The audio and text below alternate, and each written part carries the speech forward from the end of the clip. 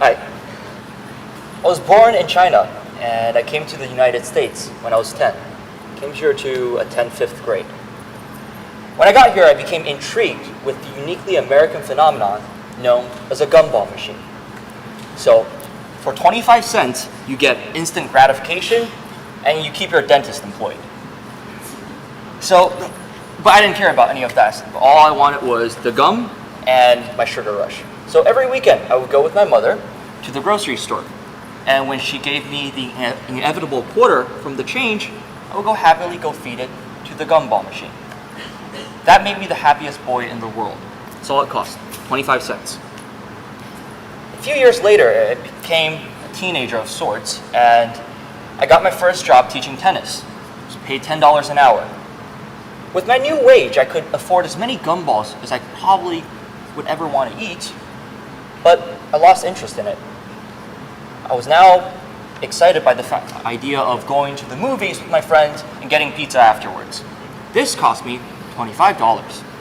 So within the space of 2-3 years, happiness became 100 times more expensive. But didn't matter, still did it, because maybe the happiest boy in the world. I didn't think about all of this for another 2-3 years by the time I was in the middle of high school. I came across an article written by Shane Fredericks, a professor at the Yale School of Management. He wrote about the hedonic treadmill. It's the idea that human happiness remains remarkably constant despite all our efforts to change it. In the lab, what that means is that you put a person in a room, you spray perfume in the room, he'll report a pleasant smell and pleasure that's associated with it. But as time goes by, although they maintain the same air concentration of the perfume, the person reports less and less satisfaction from the same smell. In real life, this is pretty easily explained. We naturally want a better life for ourselves, so there's always a gap between where we are and where we want to be. If we ever catch up and get what we wanted, we then want more. I call this the happiness gap. For a very long time, we believed that the way to be truly happy was to close that gap, to only want what you have, to be content and appreciate your life. 2,000 years ago, famous Greek philosopher Socrates said that he who is richest is content with the least. 200 years ago, famous German philosopher Immanuel Kant said that happiness is not about what you possess, but what you can do without. 2 years ago, famous American philosopher Lil Wayne said that happiness in life is like skateboarding. That's evolution for you. But I didn't know what this means, and I still don't, but even as a high schooler, with all respect to skateboarders, I knew that skateboarding alone every day probably wasn't going to get me where I wanted to go. And I knew that I wanted to go to a good college. So that meant I opened up a happiness gap myself. I became unsatisfied if my grades or scores or anything like that wasn't adequate, whatever that meant. And here is the choice that we often have to make. We can either be content and happy with what we have, or we can strive to be something more and perhaps being a little bit unhappy in the process. For me then, all I had to do to be happy was to stop letting grades and that everyday, the numbers, get to me. It's easy to say. It's absolutely not what I did. I did everything that we're supposed to do. I worked hard in school, I studied for standardized tests, spent months figuring out how to write my college application essays. It paid off. I got into my first choice university, but instead of being satisfied with getting to what I wanted, my worries immediately began. Grad school, college GPA, careers. Although I have possibly everything I could have dreamed of 5 years ago, I never paused to appreciate what I had.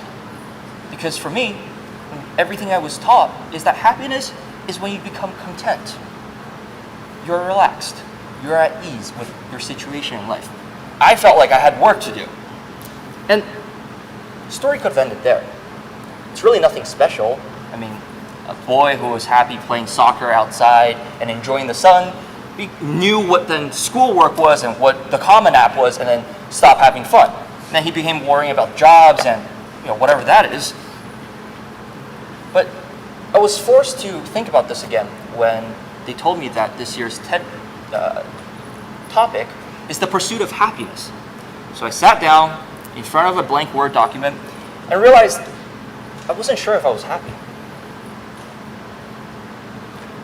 For a long time, in the name of productivity, I stopped caring about whether I felt good about something or not. It was just, do I need to do this? If so, I did it. I slowly became detached with my responsibilities. I felt like I was a third person observing my work, my studies, my interactions with people. And one day, I'm not sure why, something in me just switched off. I couldn't do it anymore. That's not to say I no longer cared about anything.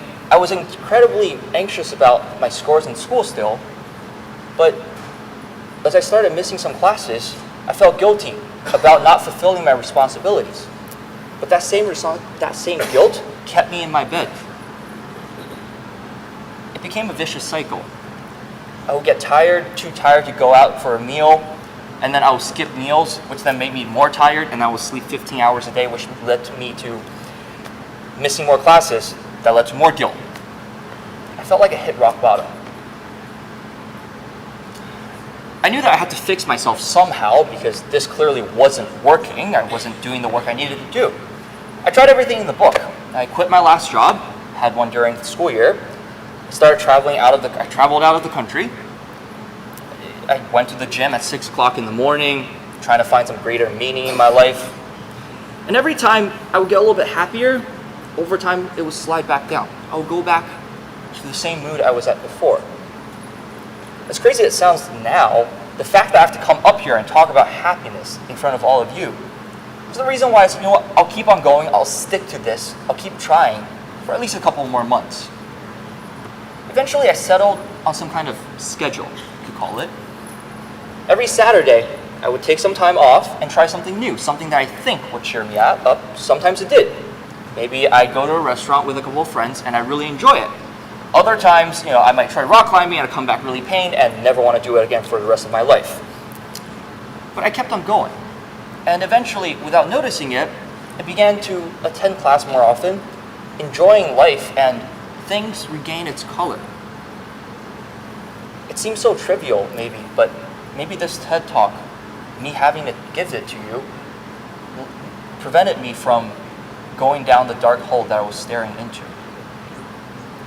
According to the National Institute of Mental Health, half of people between 13 and 18 experience at least one episode of mental disorder. And amongst that half of those experience a severe case that seriously impacts their academic, professional, and personal life.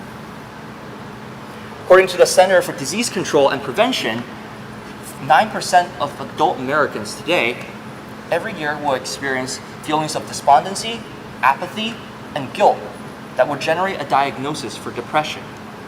40 million Americans, 40 million, have experienced at least one anxiety attack in their life. Our idea of happiness as a stationary ideal is at fault for somewhat.